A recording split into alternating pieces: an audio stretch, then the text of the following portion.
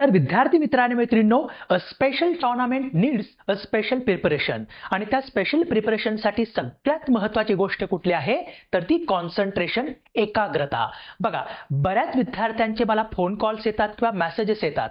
त्यांचं असं म्हणणं असतं की सर, मी बऱ्याच वर्षापासून अभ्यास करतो, परंतु माझं अभ्यासामध्ये जी एकाग्रता आहे ती एकाग्रता तेवढी म्हणजे ज्या पद्धतीने मी अभ्यास करायला पाहिजे, ज्या एकाग्र पद्धतीने अभ्यास करायला पाहिजे, ती एकाग्रता त्या एकाग्रतेने मी अभ्यासच करत नाहीये. किंवा अभ्यासामध्ये माझं जे कॉन्सन्ट्रेशन आहे ते खूपच लूज होत चाललेलं आहे. तर हे कॉन्सन्ट्रेशन कसं वाढवायचं, म्हणजे अभ्यासातली जी एकाग्रता आहे ती एकाग्रता कशी वाढवायची, how to improve concentration in studies. तर याच्यावरती मी तुम्हाला काही ठराविक स्टेप्स सांगणार आहेत, ज्या स्टेप्सनी तुमचं कॉन्सन्ट्रेशन जे आहे तुमच्या अभ्यासातलं ते 100% वाढेल. सो अशा काही आपण स्टेप्स या लेक्चरमध्ये बघणार आहोत, जेणेकरून तुम्हाला तुमची जी एकाग्रता आहे ती एकाग्रता काय होईल, वाढवता येईल. राईट. सो आपण या लेक्चरला आपण सुरुवात करू. तर या लेक्चरला सुरुवात करण्या अगोदर आपण 2026च्या दृष्टिकोनातून एक गॅरंटेड सिलेक्शन प्रोग्राम आपण सुरू केलेला आहे, राज्यसेवा पूर्व. त्याच्यामध्ये राज्यसेवा पूर्व, मुख्य आणि इंटरव्ह्यू पर्यंतची सगळी तयारी करून घेतली जाणार आहे.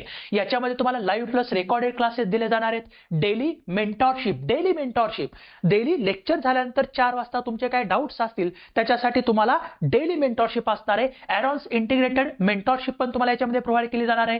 नंतर सगळ्यात महत्त्वाचं ऑफलाईन टेस्ट सिरीज तुमच्यासाठी पुण्यामध्ये आयोजित केली जाणार आहे. सगळ्यात महत्त्वाचं, जर तुम्ही प्रिलिम्स जी आहे 2026ची राज्यसेवेची प्रिलिम्स जर तुम्ही क्लिअर केली, या प्रोग्राममध्ये तुम्ही हा कोर्स घेतल्यानंतर जरी प्रिलिम्स क्लिअर केली तुम्ही, तर तुम्हाला टेक्स्टबुक 1 लाख रुपयाचं कॅश प्राइज देणार आहे. दुसरं म्हणजे पर्सनलाइज स्टडी प्लॅन आणि वीकली रिपोर्ट्स तुम्हाला ह्याच्यामध्ये मिळणार आहेत. आणि सगळ्यात महत्त्वाचं, जर तुम्ही हा कोर्स 90% कंप्लीट केला आणि समजा चुकून तुम्ही एक्झामसाठी क्वालिफाय झाला नाही किंवा तुमचं सिलेक्शन झालं नाही, तर या कोर्सची तुम्हाला 100% फीस पण काय होणार आहे, परत मिळणार आहे. तर हा नंबर आहे, या नंबरवरती तुम्ही संपर्क करू शकता या पूर्ण या कोर्सची माहिती घेण्यासाठी. तर चला आपण आपल्या आता लेक्चरकडे वळूया. बघा, तर आपल्याला काय बघायचंय की आपलं एकाग्र मन किंवा आपलं अभ्यासामधलं जे कॉन्सन्ट्रेशन आहे ते कसं इम्प्रूव्ह करायचंय, त्याच्या काही स्टेप्स मी तुम्हाला आज सांगणार आहे. तर पहिली स्टेप म्हणजे काय तर मल्टीटास्किंग विद्यार्थी मित्रांनो बिलकुल बंद करायचंय. बऱ्याच विद्यार्थ्यांना सवय असते मल्टीटास्क करण्याची. म्हणजे कसं की समजा तुम्ही अभ्यासाला बसलेले असतात, लायब्ररीमध्ये बसलेले असतात किंवा तुमच्या स्टडी रूममध्ये कुठंतरी तुमच्या रूममध्ये वगैरे तुम्ही बसलेले असतात. त्यावेळेस काय होतं, तुम्ही अभ्यास करत असतात. समजा तुम्ही GS1चा अभ्यास करताय आणि अभ्यास समजा तुमचा 15 मिनिटं, 20 मिनिटं, अर्धा तास अभ्यास झाला. तुम्ही काय केलेलं असतं, शेजारी मोबाईल ठेवलेला असतो. अचानकपणे काय होतं, तो मोबाईल वाजला म्हणजे त्याची काहीतरी मेसेज ट्यून वाजते किंवा एखादं नोटिफिकेशनची ट्यून वाजते. मग तुम्ही काय करता, त्याच्याकडे लगेच लक्ष जातं. बरं तुम्ही नाही लक्ष दिलं तरी समजा परत तुम्ही अभ्यास करायला लागले, परत काहीतरी वाजतं, कुणाचा तरी मेसेज येतो. मग तुम्ही काय करता, अशा वेळेस तो मोबाईल उचलता आणि मोबाईल बघता. मोबाईल बघितल्यानंतर मग व्हॉट्सअपला कुणाचा मेसेज आलाय, तो मेसेज बघता, त्याला मेसेजला रिप्लाय देऊन मग आपण तो सोडायला पाहिजे तिथं गोष्ट, पण आपण तसं करत नाही. आपण काय करतो, मग व्हॉट्सअप चेक केल्यानंतर मग फेसबुक चेक करतो, फेसबुक चेक केल्यानंतर इन्स्टा चेक करतो. आणि याच्यामध्ये तुमचा अर्धा, पाऊण तास, 1 तास कसा वेळ जातो सोशल मीडियावरती हे कळतच नाही.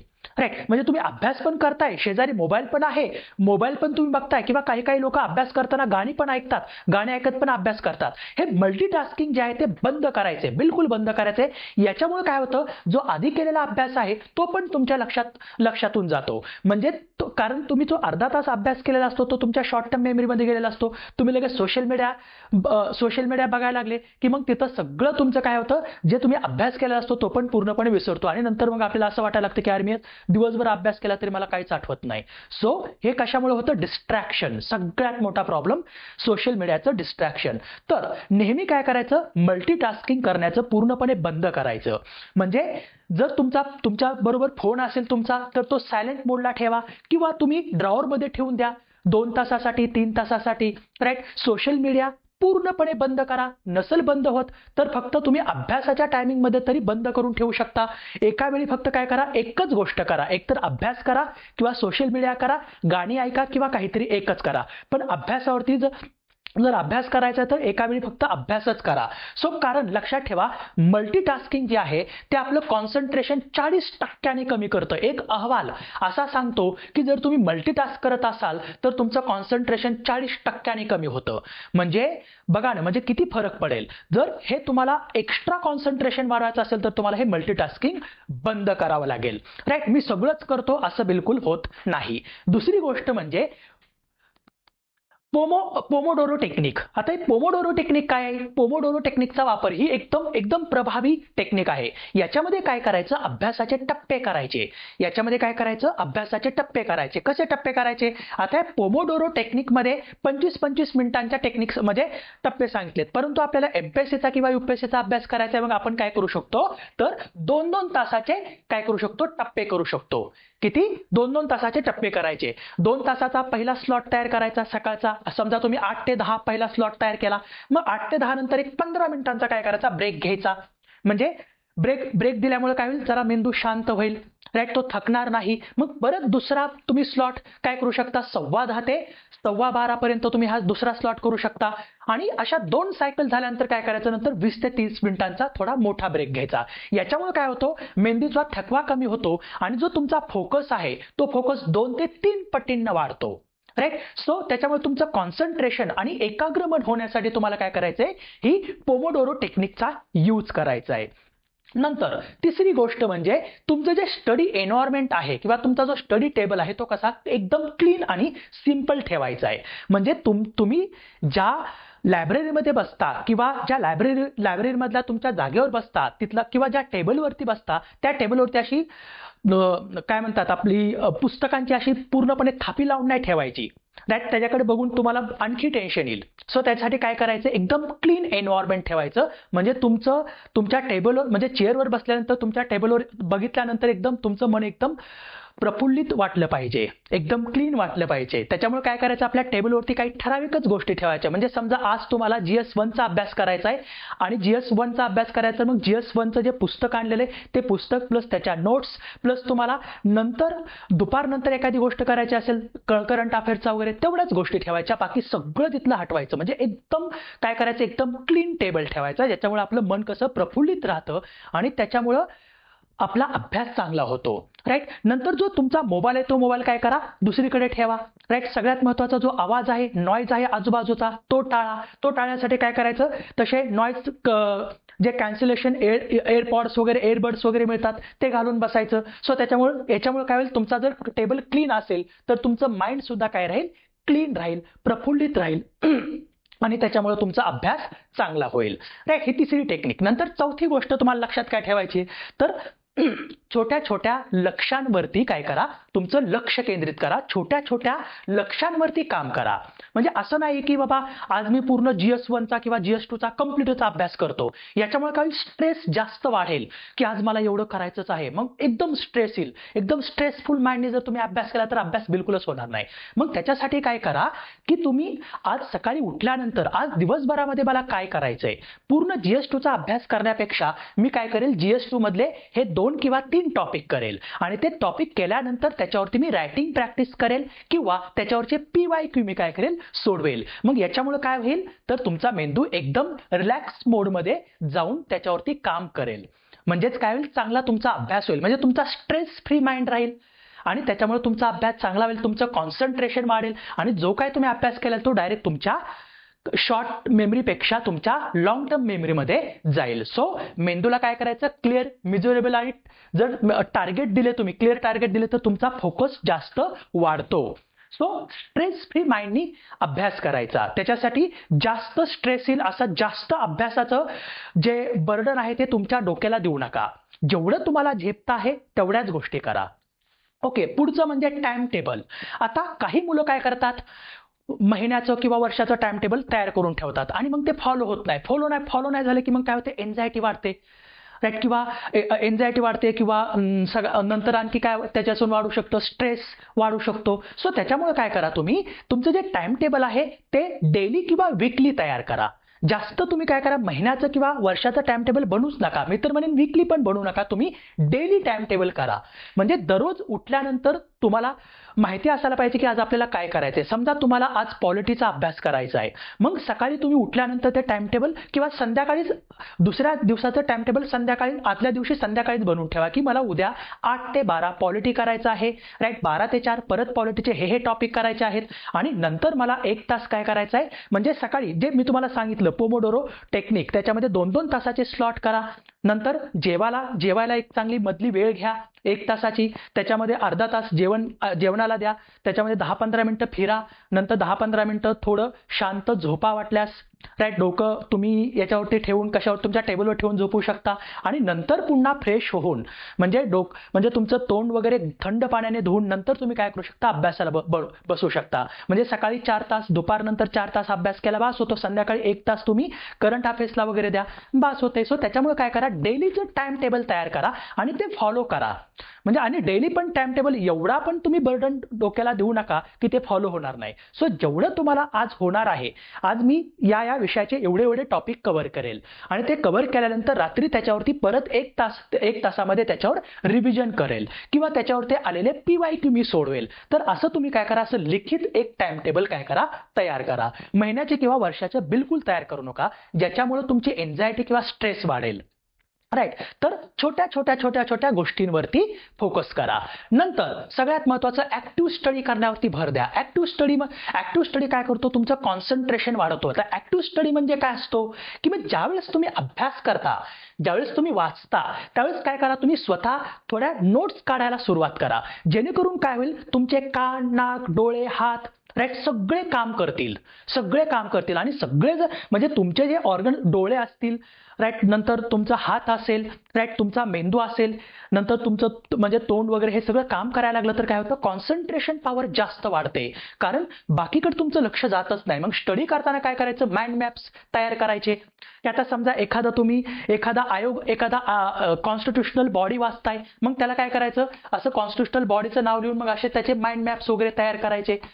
असे एखाद्या पेपरवरती नोट्स तयार करायच्या किंवा फ्लो चार्ट्स तयार करायचे, शॉर्ट नोट्स तयार करायच्या, सेल्फ युजिंग करायचं आणि आपण दुसऱ्याला शिकवल्यासारखं स्वतःला शिकवायचं. जेणेकरून काय होईल, समजा एखादी तुम्ही कॉन्सेप्ट वाचताय आणि ती तुम्हाला कळत नाही, तर तुम्ही काय करा, ती अशी कॉन्सेप्ट वाचा की तुम्ही ती दुसऱ्याला समजावून सांगताय, शिकवताय.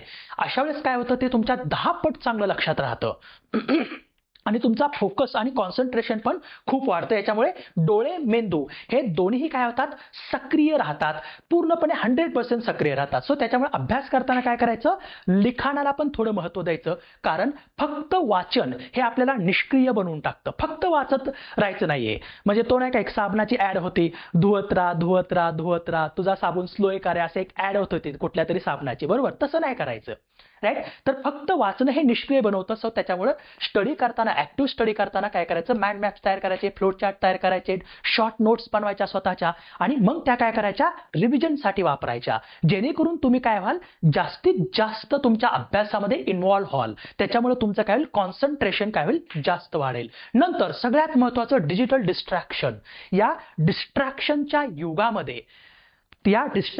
युगामध्ये जर तुम्ही डिस्ट्रॅक्शनला बाजूला केलं तर 100% तुम्ही ही जे युद्ध आहे ते तुम्ही जिंकणारच. आलं का लक्षात? कारण बरेच लोक ह्या डिस्ट्रॅक्शनमुळं म्हणजे बरेच लोक सोशल मीडियाच्या डिस्ट्रॅक्शनमुळं काय होत आहेत, एक्झाममध्ये क्वालिफाय होत नाहीत, कारण त्यांचं 100% कॉन्सन्ट्रेशन राहतच नाही. इथं फोटो तुम्हाला दिलेलंच आहे मी, राईट. सो त्याच्यामुळे काय करायचं, यूट्यूब असेल किंवा इंस्टाग्राम असेल, फेसबुक असेल, हे सगळं काय, इंस्टाग्राम, फेसबुक तर तुम्हाला जास्त वापरायची गरजच नाहीये. वापरायचं असेल तर संध्याकाळी वापरायचं. किंवा सगळ्यात महत्त्वाचं सांगतो, जे मोबाईलवरती जे पुश नोटिफिकेशन्स येतात ते नोटिफिकेशन्स कंप्लीट बंद करून टाकायचे. ज्यावेळेस तुम्ही मोबाईल ओपन कराल दुपारी वगैरे आणि त्यातलं ऍप ज्यावेळेस ओपन कराल त्याच वेळेस तुम्हाला दिसलं पाहिजे की कुणी मेसेज केलेला आहे. त्याच्यामुळे काय करायचे, सगळे नोटिफिकेशन एकदम ऑफ करून ठेवायचे, जेणेकरून तुम्हाला अभ्यास करताना तो तुमचा मोबाईल बिलकुल वाजलाच नाही पाहिजे किंवा टुंग सुद्धा त्यांनी केलं नाही पाहिजे, राईट. सो अभ्यास करताना काय करा, या गोष्टी फोनमधलं डिस्ट्रॅक्शन, सोशल मीडिया डिस्ट्रॅक्शन हे खूप मोठं डिस्ट्रॅक्शन आहे. तर हे डिस्ट्रॅक्शन टाळण्याचा प्रयत्न करा.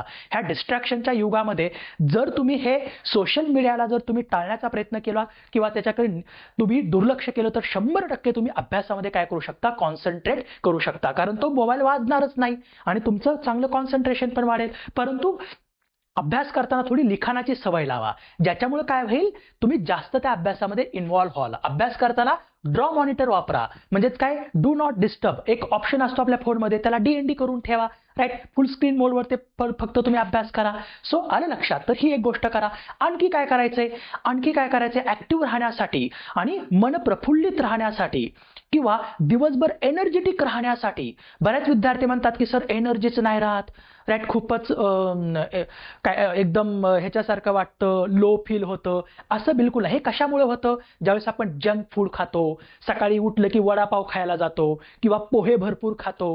हे असं बिलकुल नाही करायचं. काय करायचं, एक छोटा साधा नाश्ता करायचा. डेली तुमची एक सवय लावायची.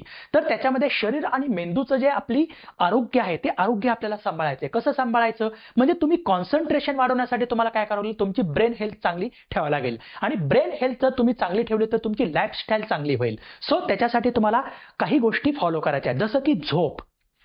तुम्हाला 7 ते 8 तासाची झोप घ्यायचीच आहे. कारण आपल्या बॉडीची ती नीड आहे 7 ते 8 तासाची. बघा, माझा एक मित्र होता, म्हणजे आम्ही रूममेट होतो. ते MD होते. MD एनेस्थेसियामध्ये त्यांचं म्हणजे एनेस्थेसियामध्ये ते MD होते आणि ते UPSCची प्रिपरेशन करत होते माझ्याबरोबर. मी काय करायचो, दररोज 5-6 तासच झोपायचो. पण त्यांचं एक रुटीन ठरलेलं होतं. मी त्यांना दररोज ऑब्झर्वेशन केलं तर ते काय करायचे, सकाळी 5 वाजता राईट उठायचे. 5 वाजता उठून ते पहिल्यांदा पेपर वाचा, म्हणजे सगळं त्यांचं सकाळचे सगळे विधी वगैरे केल्यानंतर मग ते काय करायचे, पेपर वाचायला बसायचे. सकाळचे पहिले ते 1.5 ते 2 तास UPSC साठी आणि आता MPSC साठी सुद्धा तुम्हाला करंट अफेअरचा अभ्यास करावाच लागणार आहे. राईट. सो ते पेपर वाचायला घ्यायचे आणि संध्याकाळी राईट ते 10 वाजता झोपायचे. आणि 10 वाजता कसे झोपायचे, तर आपण जसं आता आजकाल पोरं काय करतात, आपण सगळे काय करतो, आपण मोबाईल बघत किंवा काहीतरी इंस्टाग्राम किंवा त्या रील्स बघत आपण झोपी जातो. राईट. त्याच्यामध्ये तर कुणाला 12 वाजले, कुणाला किंवा 1 वाजले ते पण कळत नाही. पण त्यांचं एक रुटीन होतं. ते काय करायचे, झोपताना दररोज हिस्ट्री वाचायचे. दररोज 10 वाजता, म्हणजे ते एक पुस्तक वाचायचे. मी म्हणत नाही की तुम्ही हिस्ट्रीच वाचा, पण ते दररोज झोपताना पुस्तकच वाचून झोपायचे. पुस्तक वाचत वाचत तुम्हाला झोप पण लवकर लागते, बरोबर का. सो आणि त्यांनी मला सांगितलं होतं की किशोर, 7 तास ही आपल्या बॉडीची काय आहे, म्हणजे आपल्या बॉडीला एवढी झोप असायलाच पाहिजे. ते डेली 7 तास झोपायचे. आणि दुपारी नंतर जेवणानंतर ते काय म्हणतात, वॉक पण करायचे. त्यांचं ठरलेलं असतं. तर हे रुटीन होतं. त्यांनी 2 वर्षात पोस्ट काढली. 2 वर्षात MPSC मधून पहिल्यांदा क्लास 2 काढली, नंतर क्लास 1 आणि आता UPSC मधून पण त्यांनी सुपर क्लास 1 पोस्ट काढली. किती, फक्त 4 वर्षांमध्ये ह्या सगळ्या गोष्टी त्यांनी घडवून आणल्या. तर त्यांचे डेली रुटीन होतं आणि ते MD असल्यामुळे मी त्यांची गोष्ट नंतर मानली होती की 7 तास डेली झोपायचंय बाबा आपल्याला. राईट. पण अभ्यास दिवसभर तसा करायचा आहे. सो नंतर सगळ्यात महत्त्वाचं, सकाळी उठल्यानंतर हलका व्यायाम करा. 10 ते 20 मिनिटे एकदम पुरे आहेत. एकदम हलका व्यायाम करा. राईट. पाणी जास्त प्या. दिवसभर जर तुम्ही हायड्रेटेड चांगलं राहिले तर तुमची एनर्जी पण चांगली टिकून राहते. एनर्जेटिक राहतो आपण. काय करतात विद्यार्थी, 1.5 लिटर पाणी पितात फक्त, किंवा कोण तर 1 लिटर पाणी पितं दिवसभरातून. मिनिमम 3 लिटर तरी पाणी तुम्ही प्यायला पाहिजे, जेणेकरून तुम्ही चांगलं हायड्रेटेड राहाल आणि तुम्हाला कुठलेही हेल्थ इश्यूज होणार नाहीत. मग त्याच्यामुळे तुम्ही चांगले एनर्जेटिक पण राहाल. नंतर तुम्ही फळं खा. राईट. नसतील पैसे तर बाबा थोडं कमी जेवण करा. सगळ्यात महत्वाचं काय, बाहेरचं जे जंक फूड आहे किंवा जे साखरेचे जास्त पदार्थ आहेत ते जास्त खाऊ नका. ते काय करतात, आपल्या बुद्धीला थोडं डिम करतात किंवा आपल्याला थोडं काय, आपल्याला म्हणतो ना आपण, आज खूप जेवलो लगेच सुस्ती चढते आपल्याला. असं बिलकुल होऊ द्यायचं नाही. आपल्याला सतत काय व्हायचंय, एनर्जेटिक राहायचंय. कारण आपल्याला इथं पंचवार्षिक योजना राबवायची नाहीये. आपल्याला काय करायचंय, लवकरात लवकर चांगला अभ्यास करून या प्रोसेसमधून लवकरात लवकर बाहेर पडायचंय. सो हेवी मिल्स ज्या आहेत त्या टाळायचे तुम्हाला, कारण हेवी मिल्स घेतले की आपल्याला झोप येते. सो या काही गोष्टी तुम्ही फॉलो करा आणि त्या एकदम मी तुम्हाला मिनिमम सांगितलेल्या आहेत. राईट. 10 ते 15 मिनिटं व्यायाम करायचा, पाणी जास्त प्यायचं, झोप चांगली घ्यायची, म्हणजे दुसऱ्या दिवशी चांगला अभ्यास होतो आणि दुसऱ्या दिवशीचं वेळापत्रक तयार करायचं. आणि सगळ्यात महत्वाचं ते म्हणजे आणखी एक गोष्ट, तुमचं कॉन्सन्ट्रेशन वाढवण्यासाठी, दुप्पट कॉन्सन्ट्रेशन जर तुम्हाला करायचं असेल तर मेडिटेशन डेली करा. तुम्ही 5 मिनिटे किंवा 10 मिनिटे जरी तुम्ही डेली मेडिटेशन केलं तरी तुमचं कॉन्सन्ट्रेशन एका महिन्यात एकदम दुपटीनं वाढेल. तुम्ही म्हणाल सर मेडिटेशन करण्यासाठीच कॉन्सन्ट्रेशन होत नाही. पण लक्षात घ्या, कुठलीही गोष्ट 1 किंवा 2 किंवा 3 किंवा 4 किंवा 5 दिवसामध्ये शक्य नसते. त्याच्यासाठी मिनिमम तुम्हाला 21 दिवस किंवा महिनाभर ती गोष्ट तुम्हाला रिपीटेडली करावी लागते. त्याच्यासाठी कंटिन्युटी आणि कन्सिस्टन्सी तुम्हाला मेंटेन ठेवावी लागते. मग ती अभ्यासातली कन्सिस्टन्सी असेल किंवा मेडिटेशन मधली कन्सिस्टन्सी असेल. तर तुम्ही मेडिटेशन जर केलं तर काय होतं, तुमचं जे माइंड आहे त्या माइंड रिप्रोग्रामिंग होतं किंवा माइंड रिइन्स्टॉल होऊन जातं आणि सगळे निगेटिव्ह थॉट्स असतील किंवा जे ओव्हर थिंकिंग आपण सतत करतो ती पूर्णपणे काय होते, हळूहळू बंद होत जाते. मग याच्यामुळे तुमचं काय होतं, अभ्यासावरचं कॉन्सन्ट्रेशन वाढतं. सो त्याच्यामुळे काय करायचं, आणि प्रॉपर लोकांमध्ये हीच कॉमन गोष्ट आहे, कारण ते शांततेत चित्ताने अभ्यास करतात. बरोबर का? कारण ते मेडिटेशन करतात. सो याच्यामुळे काय होतं, मेडिटेशन केल्यामुळं तुमचा जो फोकस आहे तो फोकस दुपटीने वाढतो. नंतर तुमची जी एन्झायटी आहे फ्युचरला धरून किंवा आजच्या गोष्टीला धरून, म्हणजे सतत भीती वाटणं एखाद्या गोष्टीची, ती एन्झायटी पूर्णपणे काय होते, दूर होते. राईट. नंतर तुमचा जो मेंदू आहे तो मेंदू एकदम स्थिर आणि शांत होतो. सो 5 मिनिटं काय करायचं, डीप ब्रीदिंग करायचं. ब्रीद इन ब्रीद आउट असं 5 ते 10 मिनिटं करा. बघा तुम्हाला एकदम काय होईल, तुम्हाला एकदम काम माइंड होईल, तुमचं एकदम शांत होईल आणि त्या शांत डोक्याने जर तुम्ही अभ्यास केला तर तो डायरेक्ट तुमच्या डोक्यात जाईल. आलं का लक्षात? सो नेहमी तुमचं 30 मिनिटे जास्त कॉन्सन्ट्रेशन फक्त 5 मिनिटांचं डीप ब्रीदिंग वाढवतं तुमचं. सो तुम्ही जर 5 मिनिटे मेडिटेशन दररोज केलं, 5 किंवा 10 मिनिटे सकाळी आणि संध्याकाळी झोपायच्या अगोदर 5 मिनिटे आणि संध्याकाळी उठल्यानंतर 5 ते 10 मिनिटे, तर लक्षात ठेवा तुमचं कॉन्सन्ट्रेशन 100% काय होणार, इम्प्रूव्ह होणार. आणि सगळ्यात महत्त्वाचं शेवटची स्टेप म्हणजे काय, तर रीडिंग काय करा, वॉर्मअप करा. म्हणजे तुम्ही जे वाचताय त्याची रिव्हिजन करा. नाहीतर अचानक पुस्तक उघडल्यानंतर काय होतं, मेंदूचा फोकस अचानक पुस्तक उघडलं, अरे मी काल वाचलं होतं, मला काय आठवतच नाही, असं बिलकुल व्हायला नाही पाहिजे. तर तसा प्लॅनच तसा बनवायचा आहे तुम्हाला. आठवड्याचा तुम्ही जर प्लॅन बनवला किंवा दिवसाचा प्लॅन बनवला, बाबा आज मला दिवसामध्ये हा विषय, मला या विषयातले एवढे टॉपिक करायचे, तर त्याच्यावरचे PYQ करायचे आहेत, त्याच्यावर मला थोडी रायटिंग करायची आहे किंवा त्याच्यावर शॉर्ट नोट बनवायचे आहेत, आणि संध्याकाळी झोपताना मी काय करेल, त्याच्यावर रिव्हिजन टाकेल. राईट. जेणेकरून काय होईल, तुम्हाला दिवसाचं अभ्यास केल्याचं सॅटिस्फॅक्शन मिळेल आणि तुम्हाला झोप सुद्धा खूप शांत आणि चांगली लागेल. मेडिटेशन पण लागेल आणि दिवसाच्या अभ्यासाच्या सॅटिस्फॅक्शनमुळे पण लागेल. सो मग काय करायचं, तर वॉर्मअप करायला शिकायचं. ओके. सो त्याच्यामुळे काय होईल, तुमचा मेंदू सतत अलर्ट मोडला राहतो, अलर्ट मोडमध्ये जातो की आपल्याला हे गोष्ट करायची आहे. सो आलं लक्षात? तर या गोष्टी तुम्ही फॉलो करा मित्रांनो.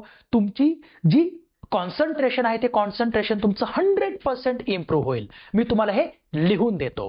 सो एवढ्याच तुम्ही गोष्टी करा आणि या जर तुम्ही गोष्टी फॉलो केल्या तर 100% तुम्ही येणाऱ्या एक्झाममध्ये तुम्ही काय होता, क्वालिफायच होता. 100% क्वालिफाय होता. आणि सगळ्यात महत्वाचं, शेवटी थँक्यू म्हणण्यापेक्षा तुमच्या समोर हे एक चित्र आहे. राईट. ह्या समुद्रामध्ये एक तर कासवच फिरतंय. राईट. एक तर आता कासव कसं असतं, कासवाकडे पेशन्स भरपूर असतात. तुम्ही कासवाच्या आणि सशाची तुम्हाला गोष्ट माहितीच आहे. त्या कासवाच्या आणि सशाच्या शर्यतीमध्ये शेवटी जिंकलं कोण, तर कासवच जिंकलं. का, तर त्याची चालण्याची कंटिन्युटी आणि कन्सिस्टन्सी, ते कधी थांबलंच नाही. म्हणजे त्या शर्यतीमध्ये ते थांबलंच नाही. पण ससा एवढा हुशार आणि ससा एवढा तो धावू शकतो, तरी पण तो काय करायचा, थोडंफार पळायचा, झोपायचा, पळायचा, थोडं थांबायचा, झोपायचा, पळायचा, थोडं थांबायचा, झोपायचा. तशासारखा अभ्यास बिलकुल करायचा नाही. नाहीतर आज मी पहिले 5 दिवस चांगला अभ्यास झाला, लगेच गेला कुठतरी फिरायला, लगेच 3ऱ्या 4थ्या दिवशी परत अभ्यास केला, परत. म्हणजे ती कन्सिस्टन्सी जी आहे अभ्यासातली, ती कन्सिस्टन्सी आणि कंटिन्युटी ही त्या कासवासारखी तुम्हाला मेंटेन ठेवायची. डेली तुम्हाला काय करायचं, रुटीन फॉलोच करायचं आहे. त्या रुटीनमध्ये बिलकुल बदल नाही करायचा. तुम्हाला नाही म्हणता आलं पाहिजे. नाहीतर एखादा मित्र किंवा मैत्रीण म्हणली, चल आपण इकडे जेवायला जाऊ, चल आपण तिकडे फिरायला जाऊ, तुम्हाला नाही म्हणता आलं पाहिजे. कारण आपण कशासाठी आलेलो आहे हे तुमच्या डोळ्यासमोर ठेवा. राईट. सतत त्याच्यावरती फोकस राहा, स्टे फोकस. या डिस्ट्रॅक्शनच्या जगामध्ये तुम्ही फोकस जर राहिले अभ्यासाप्रती, तर 100% तुम्ही लवकरात लवकर या प्रोसेसमधून क्लास 1 सुपर क्लास 1 पोस्ट घेऊन बाहेर पडाल.